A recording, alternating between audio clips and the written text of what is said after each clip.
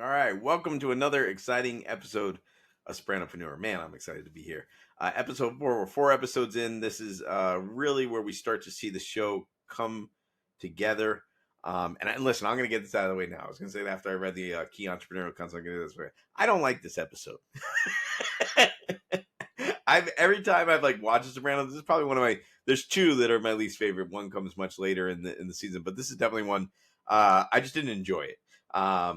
Now, a lot of people love this episode because it's a lot of Tony and Meadow and the whole Father Phil Carmela thing. And I don't know. I just, for some reason, was not one of my favorite Soprano episodes. That being said, still a good episode. Like, I didn't like it. It's probably my least favorite Sopranos episode, but it's like pizza, right? Even a bad piece of pizza can be good, So I don't think that it's one of my favorites, but I did find a lot of great lessons in here. And we got a lot to dig into from the entrepreneurial side. And it also sets the stage, I think, for the series, as we see a lot of these sort of foundational episodes are doing, and that we're going to see later on in different concepts they're going to develop. And there's even some, I thought some Easter eggs I didn't even notice that showed up, which we'll talk about. So if you're mad at me, don't listen. But at least we got that out of the way. All right, the key entrepreneurial concept in this episode: in entrepreneurship, as in life, maintaining integrity is crucial. Attending to wear different faces in different settings can lead to a loss of trust and identity. The episode illustrates the consequences of duplicity, both in personal relationships and business dealings, and the importance of being truthful and consistent. Tony struggles to reconcile his criminal life with his role as a father, and the conflict identifies of other characters all underline the potential perils of living a double life. And we're going to talk about that. Living a double life. We know Tony. Tony, in some ways, lives a triple life, right? He's a father, husband, mob boss, member of society. He's trying to do all these different things, and it really does not work out. So we're going to dig into that concept here of duplicity, if you will. That's kind of a big word, but we're going to dig into that. And integrity are going to be some of the key concepts we're going to get. Integrity in business and honesty, and how you negotiate, right? I mean, everything in life somewhat is a negotiation. We're going to see even Tony with his relationship with his daughter is a negotiation. The colleges are selling themselves, right? Like what is it? We're going to see early on in one of the first scenes. We're going to talk about that. Once again, too, thanks to everyone who supported the show. Make sure, if you haven't, please like and subscribe to the show. Leave us a review on wherever you're listening to us, Apple, Spotify, iHeartRadio, wherever you're listening to it. Follow the Instagram, the Sopranopreneur Instagram. Really appreciate it if you follow that. That would mean the world to me. Omerta Cigars finishing up one right now. I already took the label off because I got that far down. Actually recording this later in the day than I normally do. Mafia Chronicles, Hardcore Italians. Make sure you're following everybody. And once again, all the links to everything I talk about is on the show notes. And the show notes are linked below in the episode. If you do not see them, let me know. I will send them to you. But they have all the links and also everything I'm going to talk about in the show. Some of the key concepts are in there as well. So let's go ahead and dig right into it. All right. I already talked about it. One of my least favorite episodes. But, here we see, we opening scene, Tony standing in the middle of a courtyard. We don't quite know where he is if it's your first time ever watching the episode. But then we realize he's on a college campus. And Meadow comes out, which I thought this is the first interesting thing here. And Meadow and I in the series are about the same age. This was shot late 90s. So 98, 99. That's when I would have been looking at college. I came from an Italian family as well. Like my parents would have went in with me. They would have came. Also surprised Carmela wasn't there. We found out she didn't go because she was sick. So Tony's kind of left on his own. He's outside smoking a cigar while she's looking at the college, which to me is interesting. He kind of just let her go in there. But it does speak to Meadow's independence. Tony's always seen Meadow as someone smart, independent. AJ's always been the one that needs a little bit of help. We saw the last episode 3, where it kind of focused on AJ with the fight and him figuring out who his father was and Jackie dying.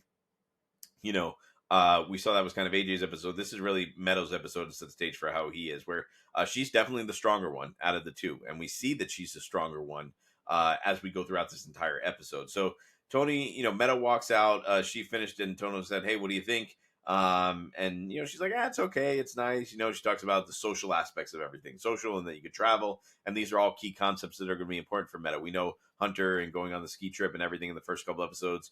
The social side of things are very important to Meadow, status and being social, which I think she kind of gets that from her mom, because we also see a lot of the things too that are, Carmela, when she had the fundraiser at her house and the whole situation there with Artie's wife, the status thing from Carmela is really rubbed off on Meadow, and we're going to see that sort of come to a head a little bit later as well. And then there's the travel aspect of it, right? The traveling, being able to go travel the world, and kind of her wanting to get out of where she is, which is something that she wants to do in later episodes. We'll see. She wants to go away to Paris and different things like that. Once again, if you haven't watched the show, there will be some spoilers. And travel is going to become a big thing for Meadow, and changing her environment, I think, is the important thing. Not just the joys of traveling and traveling for fun to see things. She wants to change her environment and get away from basically New Jersey and this lifestyle that she's very aware of that her father comes from. And she's going to kind of talk to him about that in a second. And she asked her dad, how come, you didn't go to college? And, he says, well, my parents didn't stress college. And, Meadow says, well, why didn't they? And he says, well, it just wasn't important back then. He goes, you can't blame them completely, though. I also wasn't focused on my schoolwork, which is interesting because the whole, the 3 episodes prior, Tony pretty much blames all his problems on his mom. Even Carmela, when Tony first tells him that that she's going to therapy, blames all his problems on his mom. And, this is one of the first lessons here that I like to see. We see Tony somewhat taking responsibility for himself. And in business, it's very easy to blame everything else, right? It's very easy to blame the customers didn't like things. The market's tough. It wasn't the right time. I didn't try this. I didn't try that. And in business, we need to be aggressive, right? It's one of those situations where no doesn't necessarily mean no. And we're going to talk about that a little bit as we go through here. But the idea that, a no can be turned to a yes, right? And we see that in business all the time. Like, people are going to say no, they don't like to be sold. And how do we do that? But it's a very thin line, right? Between how we negotiate and do that. But the biggest way is to take responsibility. I've been on sales calls even where, the calls dropped on my end and the sales guy's like, sorry, that's my fault. Your phone dropped the call. They take full responsibility for everything. That's the Grant Cardone method, right? But I think the idea of this is that we see Tony start taking responsibility for who he is and not just blaming his mom for everything. But that's a big step and a big sign. And we're going to see that as we go through. And then we see probably what's one of the most pivotal moments in the series. If you watched it, it's memed. It's everywhere on the internet. Meadow just comes out and straight asks her dad, are you in the mafia? Now, we know she knows the answers to that question because in the previous episode, she basically showed AJ, like, look, like, this is who our family is. Like our parents and our cousins and aunts and uncles and, all these people that you think are your family are actually a mob family. They're in dad's other family, which she said that more than once. And when we look at that, why do people ask questions they already know the answer to? And, this is something in sales and negotiation and business. Meadow is starting, you can tell she's starting to posture for what she wants as well. I think some people may watch this scene and think like this is a curiosity of Meadow looking into her dad. She already knows the answer to the question. And in business, we have to ask questions. And sometimes we ask questions we already know the answer to gain and sort of get trust from people, right? It's a great way to gain and get trust from people because then you can kind of gauge how the conversation is and where it's going to go. And we see Meadows kind of asking this question because she's keeping some of her secrets that she wants to divulge to her dad. And we're going to see that in a little bit when her and Tony go out to dinner. She's going to kind of divulge what she's been holding back and what she wants to tell him. So, and of course, Tony denies it. What? Hey, wait, there is no mafia. What are you talking about? There's no such thing. He's almost offended that she asked the question. And he plays dumb. And this is one of many lies he's going to tell throughout the entire episode, right? And this goes back to one of the key entrepreneurial concepts I've talked about as well as you have to be honest in business because eventually the truth comes out. You can tell people you have a big team, maybe bigger than you actually have when you're making the sale.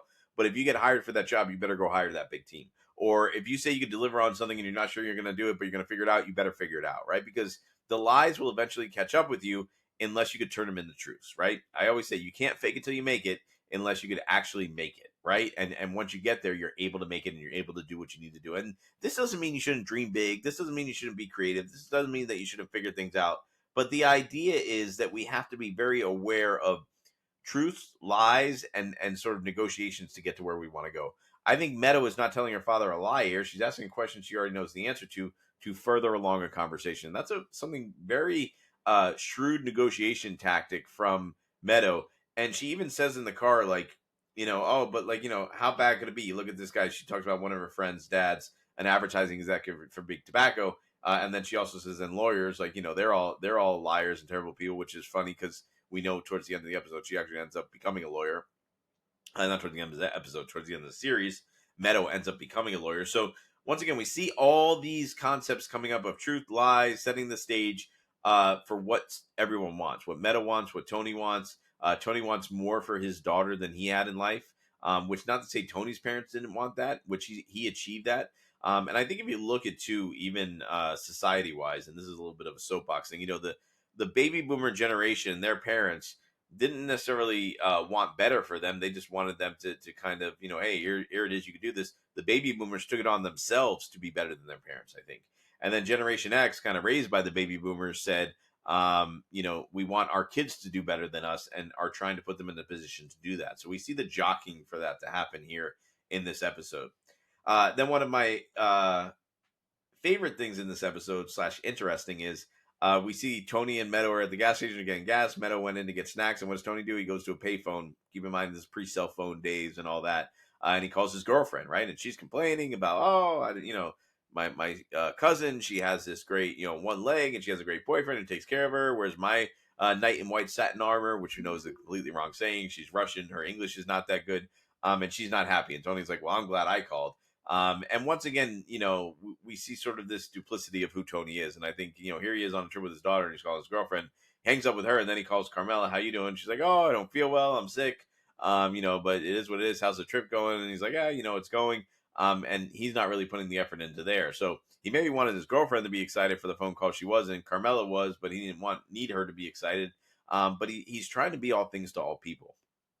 And we're going to see this as a key concept throughout this episode. We talked about that double life that people live. You cannot be all things to all people in business. So many, I see this a lot with consultants or marketing companies or smaller companies, like, hey, but somebody asked, can we do this? And you're supposed to say yes, and you're supposed to be able to do this, and you're supposed to be able to do that. You cannot be all things to all people. Okay? You cannot be all things to all people. And we're going to see the stress that this puts on Tony and the trouble that it gets him in, right? Because even with his girlfriend's not happy, his wife's not happy, no one's happy. We're even going to see Carmela kind of check up on him at one point, and the whole Father Phil situation, which is coming up as well. So she even says, what are you doing on the phone? Meadow asks, and he lies about who he was talking to. He said he was calling Christopher. And then Tony thinks he sees someone he knows. And when he's on the phone with Carmela, this is when he sees someone that he thinks he knows. And once again, this is going to be a key point in this episode. And he gets in the car with Meadow and says, come on, let's go. We got to go. And starts chasing the car. He doesn't tell her what she's doing. Oh, and just messing around. He's driving erratically, going the wrong way in traffic, doing all these things. And Meadow's kind of freaking out. So here's all the trust that they built earlier on. He's kind of, teetering on that and not being honest with her about, what he does and where he's at. And Meadow even said when Tony told her, hey, I'm in the mob, he says, well, at least you're not like Mom, who keeps denying it and lying to us. So once again, we see Meadow's very shrewd. She knew what was going on and knew what was happening. This guy that Tony's chasing too, we later find out that he is a rat, right? He's someone that went in the witness protection program, was hiding up here in Maine, and that's where Meadow is looking at college. But what does Tony do? And once again, this goes back to my favorite thing that Tony does is delegation, right? We've learned that Christopher is his right-hand man. Christopher is the guy that Tony turns to when he needs something. Christopher is the guy that Tony reaches out to when he has a problem or he needs someone. And delegation is so important. Now, Christopher has this desire to be more of where he's at, and Tony kind of keeps him in a box. We'll talk about that as managerial style in a little bit. But he really leans on him and delegates this. Could Tony have done some of this stuff and done this? Says, hey, here's a license plate number. Look it up. I'm going to call you back. Be here at this time. I need you to answer this question. And now we see the episode take a very interesting turn. This is where we're back at Tony's house. He's obviously out of town. Carmela's not feeling well. We know AJ went to his friend's house to play a video game. We saw that in an earlier scene. And who's at the door? None other than Father Phil. Rings the doorbell. Now, we know there's going to be sort of a romantic or sexual tension or whatever you want to call it between Father Phil and Carmela. And we're going to see that sort of really come to a head and play out here. Like I said, in listening to the Talking Sopranos podcast, usually in most of the Sopranos episodes, Michael Imperioli was saying there's an A, B, and C story. So there's usually 3 storylines you're following. This one just had an A and a B. Tony with Meadow at college, and the Father Phil and Carmela story. You can almost argue it was the third one could be really Tony and Carmela. Tony and Meadow at college. The B story could have been Tony and the Rat, and then the C story could have been Carmela and Father Phil. But they're really kind of connected, and they're all in one. Next thing we cut to, though, we see Tony and Meadow at dinner. And once again, they had this great bonding moment this afternoon, right? Tony was very honest with her, was very open in kind of who he is and what he did.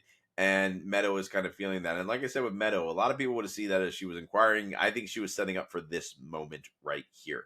This is a very shrewd negotiation and business tactic. This is something where, hey, I'm playing the long game. And we're going to talk about the long game in a little bit. But Meadow is playing the long game here. Because, sometimes when we have something we're keeping inside, we got to get it off our chest, right? And that's in life. in business. If you're keeping a secret, eventually you got to get it off your chest.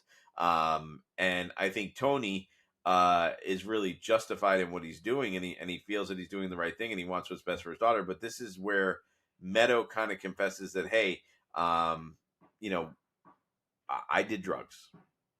Hey, I took speed. And we saw this in a previous episode. She was doing a study for the SATs, ironically, to get her into college. And look at where she's telling Tony this is at the where they're having dinner just after he confessed and was very open with her. So we see sort of this, like I said, this sort of idea of truth and honesty playing out. And of course, what does Tony do? He flips out again, right? Just like when he got asked about the mafia thing. Are you in the mafia? He got very upset, very angry. And it was obviously a very frustrating thing for him. So we do see sort of that fine line that they're going through.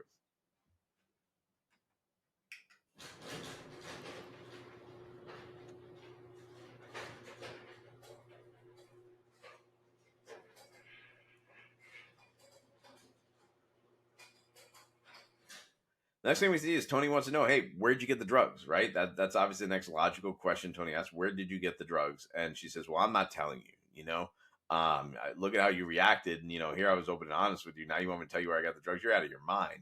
So she really doesn't want to tell him where she got the drugs. But on the same hand, she wants him to be honest and open with her. And Tony even asked, well, wait a second, why did you even tell me this? Like, you didn't have to tell me. I would have never known. I would have never found out. And she's like, well, you were honest with me. And a lot of trust being built there, right? So we see a lot of trust being built at this moment. So Meadow goes to the, finish the dinner with Tony, and then we cut and we see Father Phil and Carmela. And we see Father Phil doing a lot of things Tony doesn't do at the house. And remember what I said, like Tony, Carmela was kind of talking to Tony. He wanted his girlfriend to be engaged. He talked to Carmela. She was trying to confide in him. She wasn't very engaged when they were on the payphone. And then here's Father Phil, and Carmela's even basically setting the stage for him. And now we know he's a priest. He's not supposed to be attracted to her, and obviously this is a storyline conflict built in here. But she even says to him, "Oh, you're doing all the things my husband doesn't do. You're building a fire. He gives her gifts. He brought her the movie to watch. He's complimenting her. He's kind of being very nice to her. He gives her a book. So once again, he's wooing her without wooing her, right? And she's like, "Yeah, you do all the things my husband doesn't do." So here's Tony. She's even going to judge him for this stuff in a little bit. And that's very interesting. We'll kind of get to that. But once again, this double life, right? We see Father Phil, Carmela, Tony, even Meadow to a certain extent. Everyone's living these double lives, and it's starting to come to a head where it's creating problems for all of them, right? It's creating problems for everybody. So Meadow goes to the bathroom at the restaurant, comes back, and she's met some new friends, and she's like, hey, can we hang out with them? And Tony's like, yeah, great. That's great. And Meadow's like, wow, he's really excited about this. She's not understanding why. He's not excited for her. He's excited because he wants to go find the rat. Right, so he's like, great, I can go figure out who this guy is. Tony calls Chris and gets the info he needs. Yep, it's him. It's Fabian Petrulio, which we know he was going by the name Frederick Peters, and Fred Peters, which we'll go for here. And he gets the information he needs out of Chris. Once again, Chris is excellent at what he does. And Chris at this point is like, hey, what can I do? Let me take care of for you. Let me come up there. Chris, like the good soldier he is, or the good number two he is, wants to help his boss and be the best he could be. And Tony says, I got to figure this out, though. And, in business, it's really hard to know when to delegate, right? Because there are some things, should Tony have given it to Chris? His daughter is there. He's in a place where his name is registered, that they're visiting college campuses. If something happens to this guy, people are going to know. He would have been in the area. It's probably not a good idea for him to do anything because this could come back to him. But he's not delegating it, right?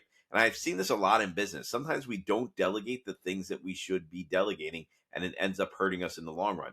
With Tony, we're going to see, spoiler alert, he's going to get away with this, but he's also going to damage a little bit of the trust he built with Meadow.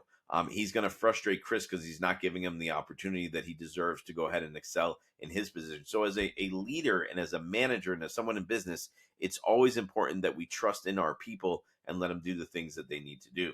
So we see too, Carmela's with Father Phil. They just had dinner.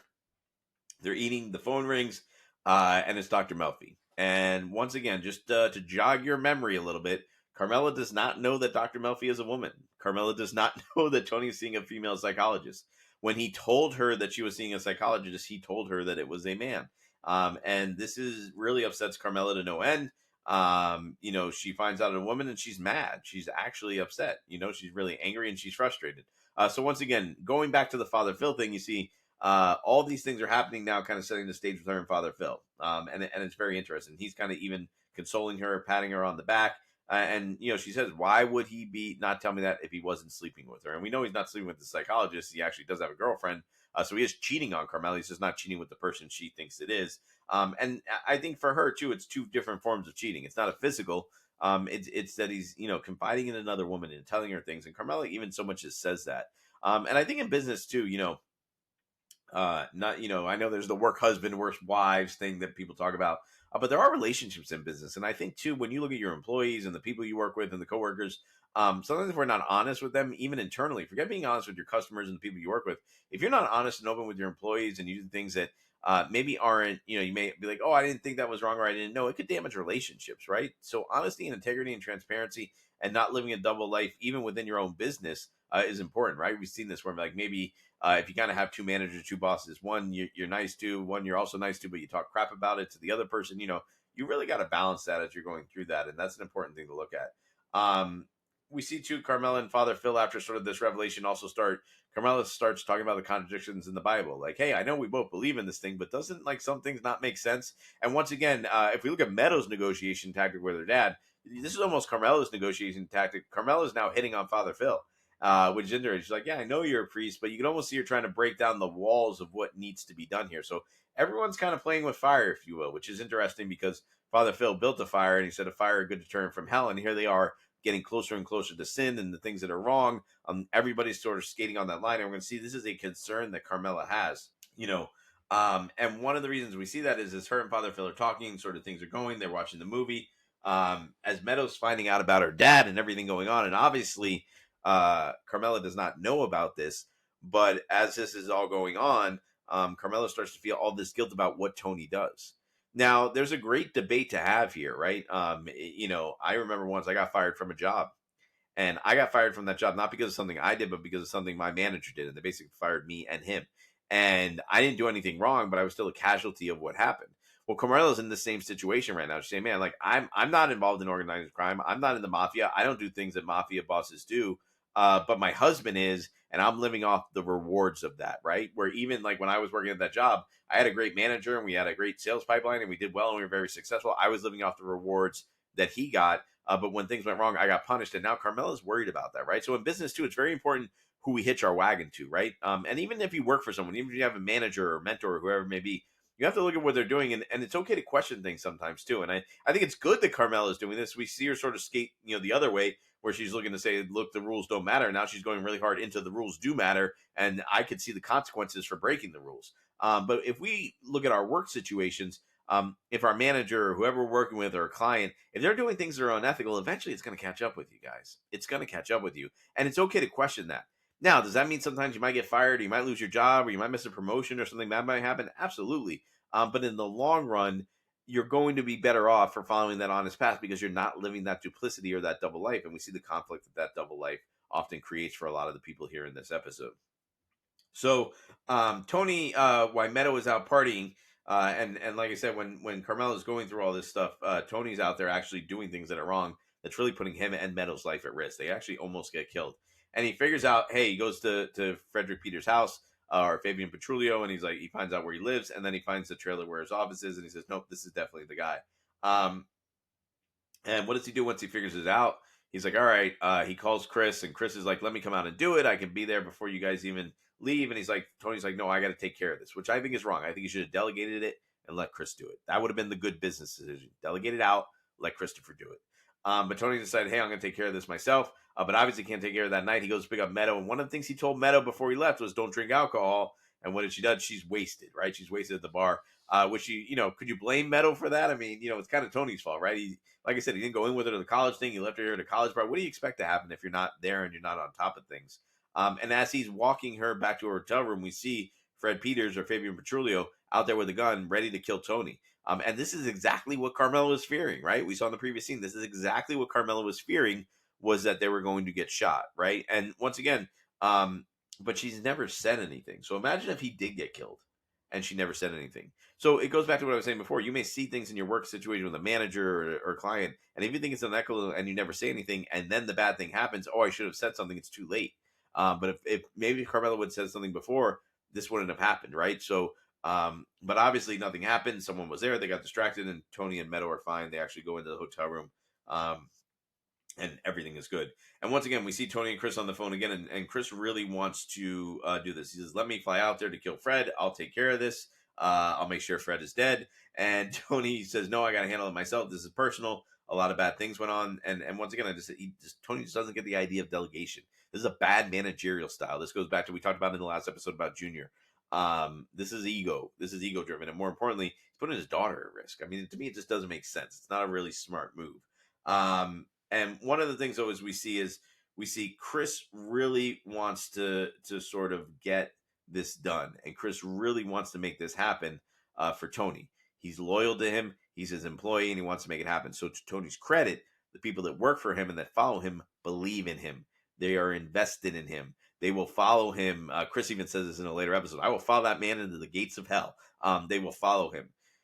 Fred Peters, who was a rat, which we know in mafia world is not a good thing. It doesn't seem like he was really a good guy.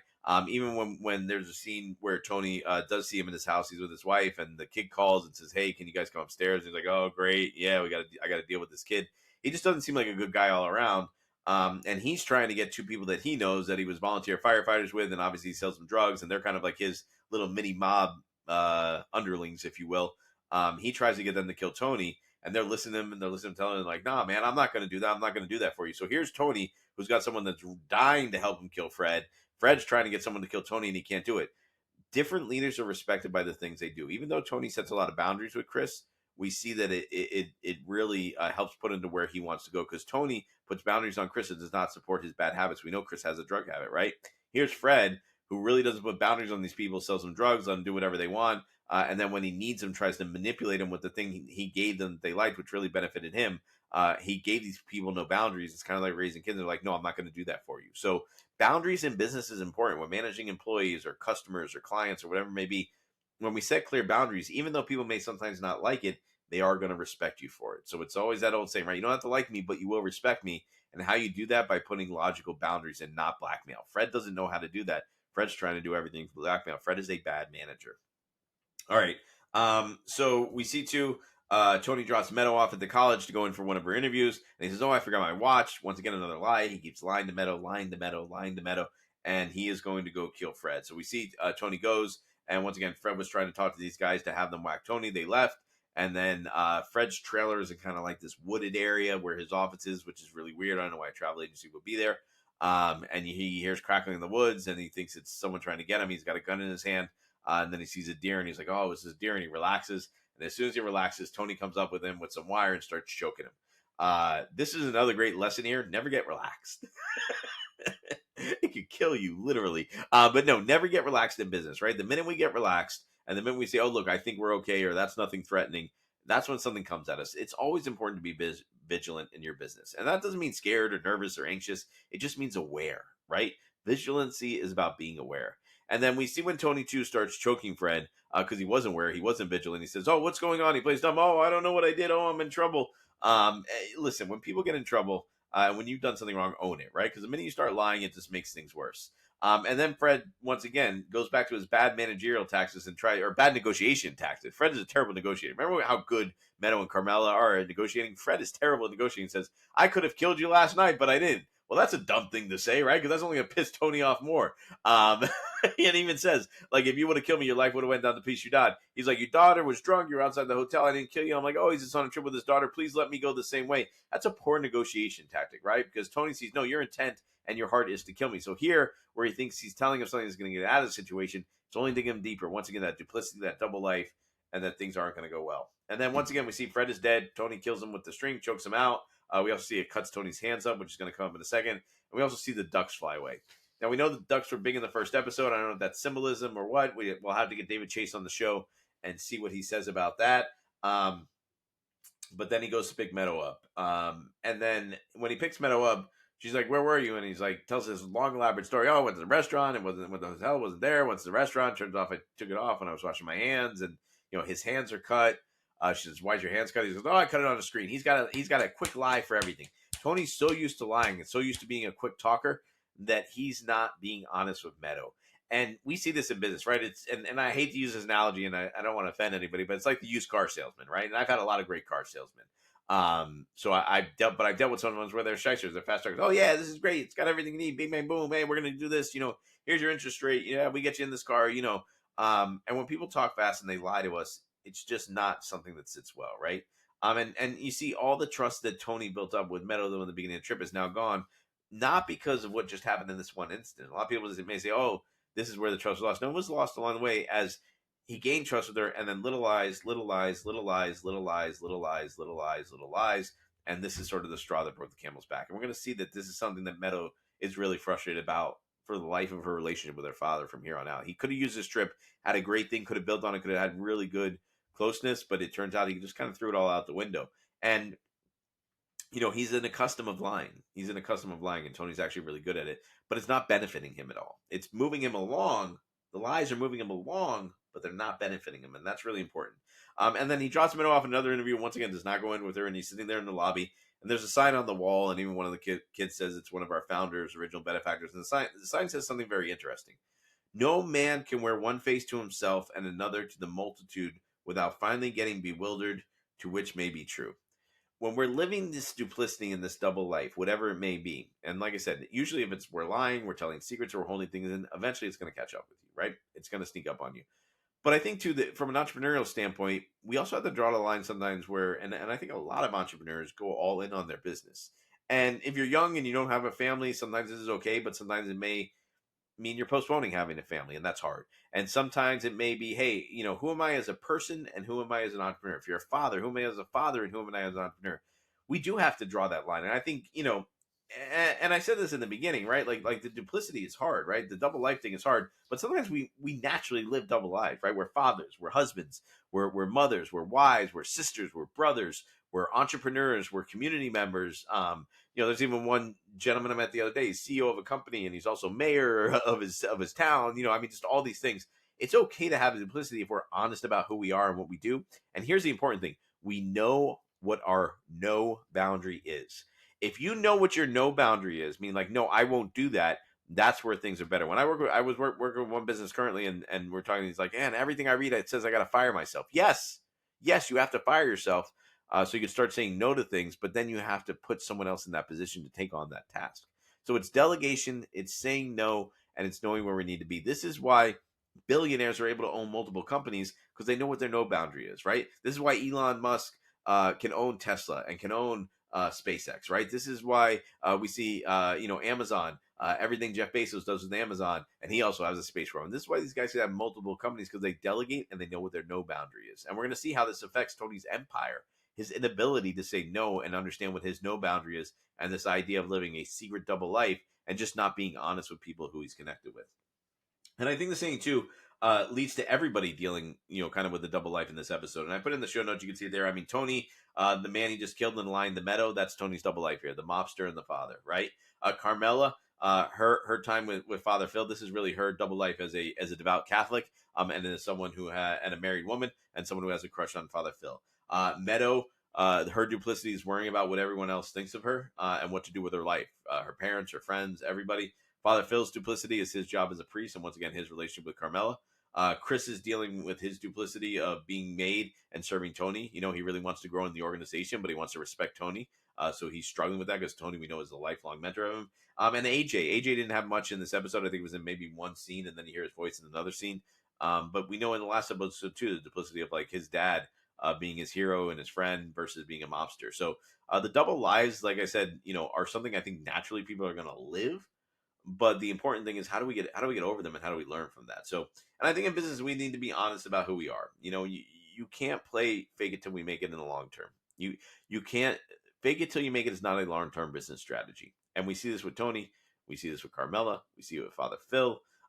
It just doesn't work out, right? The fake it till you make it. And you really have to decide who you are and who you want to be. You could discover, you could grow, you could learn, you could try things, you could test the waters, but we really got to figure out who we are. And once again, this comes to a head when Tony gets home, right? Tony comes home, and Carmela basically, ironically, she did confession with Father Phil when he was having the sleepover, but then she also confesses to Tony as soon as he gets home, and she's honest with him. She says, how's the trip? Tony gives her a short answer, good. he's not as honest with Carmela. Carmela says, just so you know, in case you hear, Father Phil slept over. And Tony's mind is blown once again. Oh, wait a second. What do you mean? And this is kind of like how Meadow told the truth about the drug thing. Very similar things, the way Meadow and Carmela are. Very interesting. And once again, Carmela was saying this and being honest with him, not because she wanted to confess to Tony, because she wanted to throw something else in his face, right? And what that was the Dr. Melfi thing. So she gave an honest truth, just like Meadow asked the question earlier in the car, are you in the mafia? She only did that because she wanted to tell her dad about the drug thing. Carmela only told the Father Phil thing because you want to throw in the face, oh yeah, and I know about your lady doctor, so you can't say anything to me.